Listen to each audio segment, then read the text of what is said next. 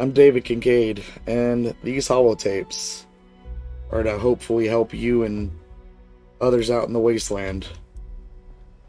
I had originally come here thinking it was Morgantown, but upon surveying the landscape, I realized they had been Flatwoods.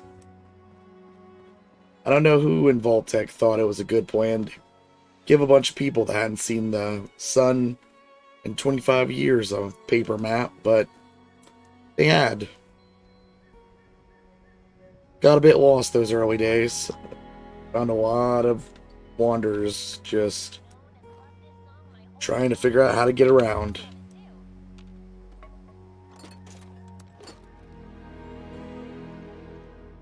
Decided to go back to Flatwoods to salvage any useful equipment. I might have the ability to build stuff with the camp, but I still needed the raw materials. And there was quite a few in Flatwoods.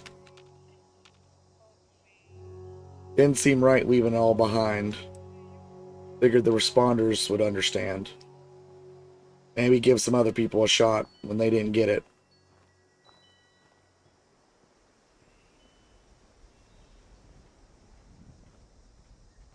As such, I came back and salvaged food, supplies, weapons. They had these weapons they called pipe guns. Not very accurate, didn't hit very hard. But early on, they did the trick.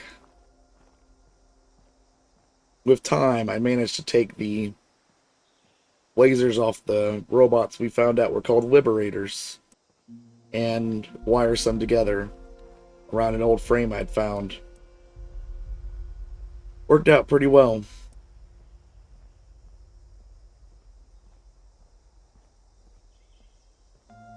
With that, I managed to finish out all of the remaining stuff for the responders.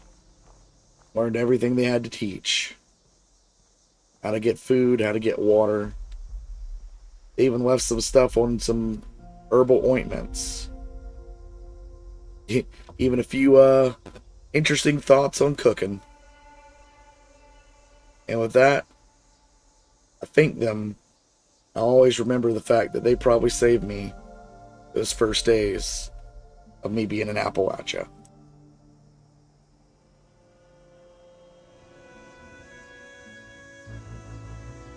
Hello there, I'm Forge Tech, and this is episode 2 of Rust Tech, where we follow David Kincaid around as he learns how to survive in Appalachia, and the interesting things he builds to survive. Now, I was planning on having this out last week, but I've been suffering from a pretty bad chest cold. If you hear any weird pauses, it's unfortunate, but I can't help anything about it right now.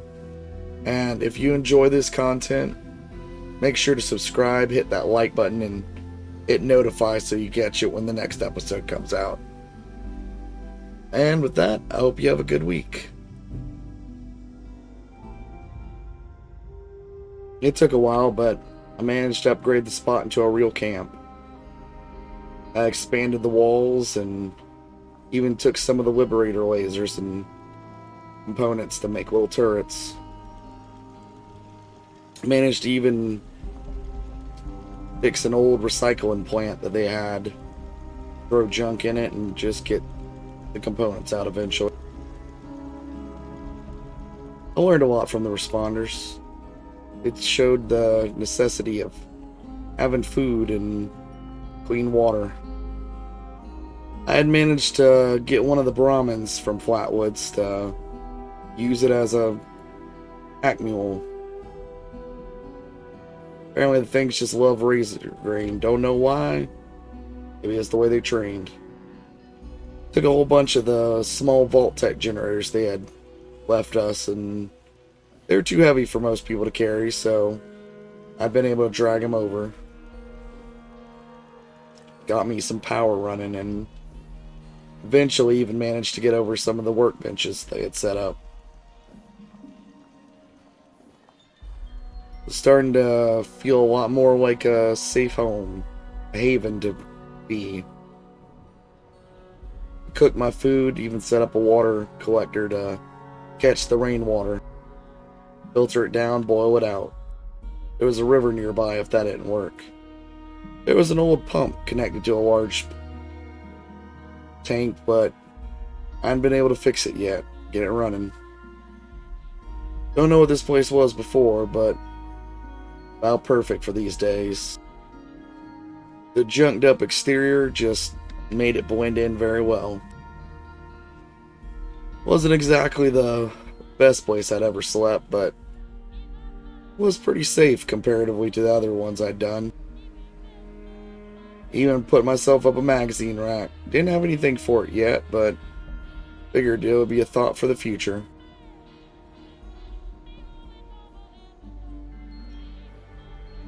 With that, I'd keep expanding as I found stuff and figured out new things that I'd require.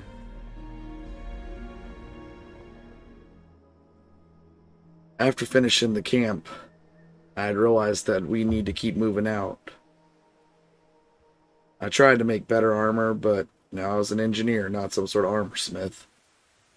So I threw together things I had found, and I had seen on the map an old communications tower. Realized that if we'd wanted to talk to anyone outside of our area, that we need it. Scorch had taken it, but after a few small fights with them, I'm pretty confident that I could take out the few that were guarding it. Luckily, the Scorch, the only real ability, is the fact that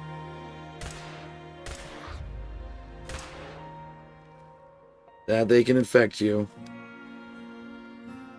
Luckily, this laser pistol I had done set him on fire from a distance.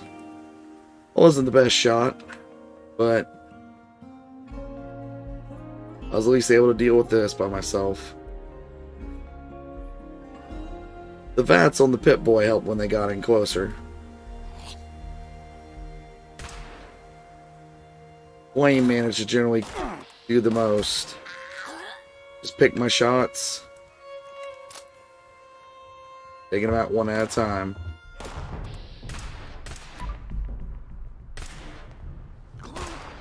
I'd learned from the responders. They said keep them at distance. Don't let them in close.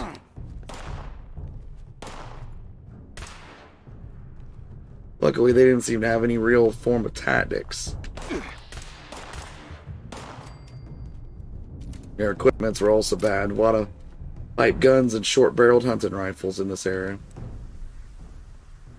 Not sure if that's what they all carry or it's just because the people here turned at them.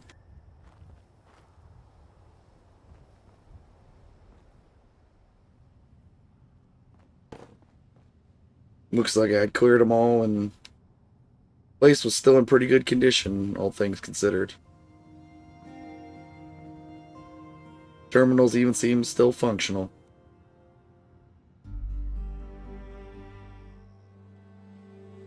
Once the comms array had been fixed, we all heard it. Everyone with a Pip-Boy in range. It was a call for help from the responders. Apparently they were being attacked in Morgantown Airport. Don't know how bad they got hit, the message just kept repeating. Don't even know if they're still there. But others heard it, and they're going. And, you know, I might not be a fighter, but I figured I might be able to fix things up and maybe get us through some doors. They did a lot for us. They taught us a lot. We saw how hard they fought. Just seemed right to go there and try to help them. Using the Pip-Boys, we managed to figure out a place to meet up. It'd be a long trip. We didn't know it was going to be for anything. But we figured it was better to try helping and find out something bad had happened than just not help someone that had helped us so much. And with that, I'm going to end this holotape.